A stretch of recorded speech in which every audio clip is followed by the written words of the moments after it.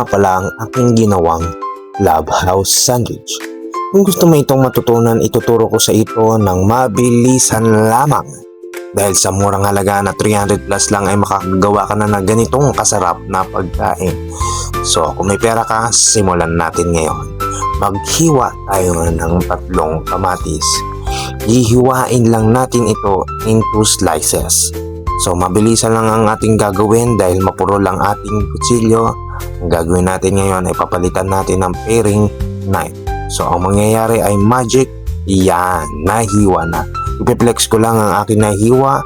Then next na tayo sa susunod na gagawin. Itlog na nilaga. Nilagang itlog.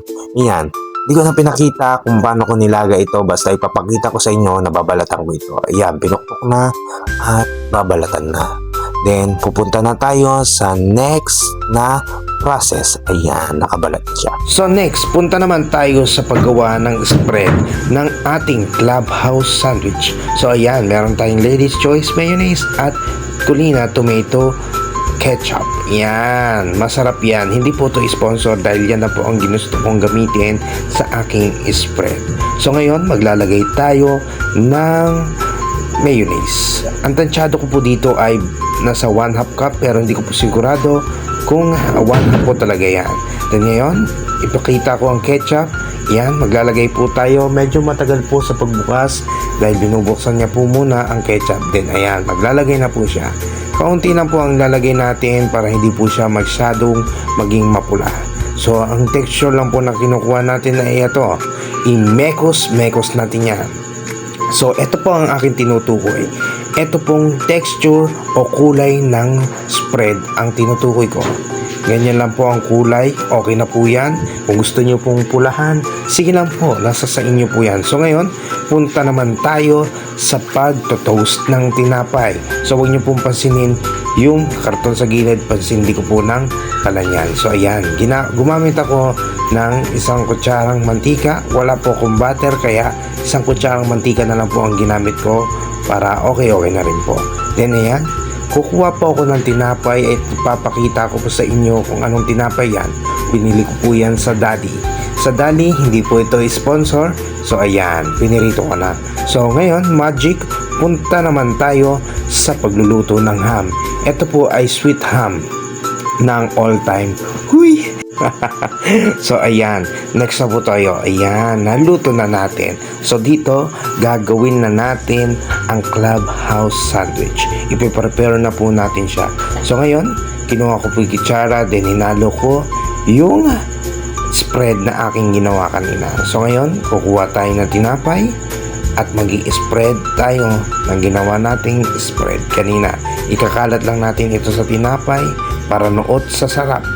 So, sobrang sarap nito, itry mo na. Kaya, ano pong ginagawa mo? Habang pinapanood mo to, mag-isip-isip ka na kung gagawin mo. Then, ayan, naglagay ako ng lettuce. Sumunod, maglalagay tayo ng hiniwa nating kamatis kanina. Then, ayan, maglagay tayo ng 4 na piraso. Then, shing! Ayan. Maglalagay ulit tayo ng ham. Ham yun, ha? Hindi tinapay. So, ayan. Naglagay tayo ng sweet ham na pinirito natin kanina. Then, kukuha ulit tayo ng tinapay. Yan. At maglalagay tayo ulit ng spread.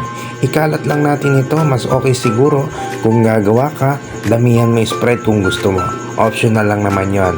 Ang gagawin ko dito ay baliktaran ko nilagyan ng spread ang aking tinapay. Dahil maglalagay ulit ako ng lettuce. Ayan, bali magiging double decker na rin siya.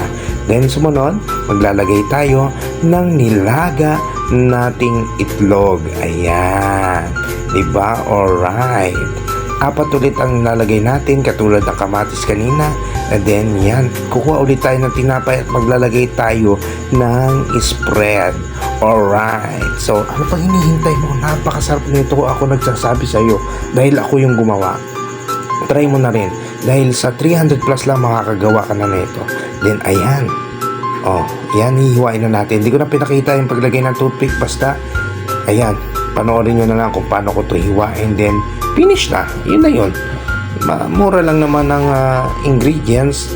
makakagawa ka na siguro ng mga 5 pieces kung sakto lang yung ingredients na kinuha mo. Then ayan, hinihiwa ko, dinidiinan ko na kasi medyo hindi siya mahiwa dahil medyo may pagkatikasan dahil marami nga ang palaman.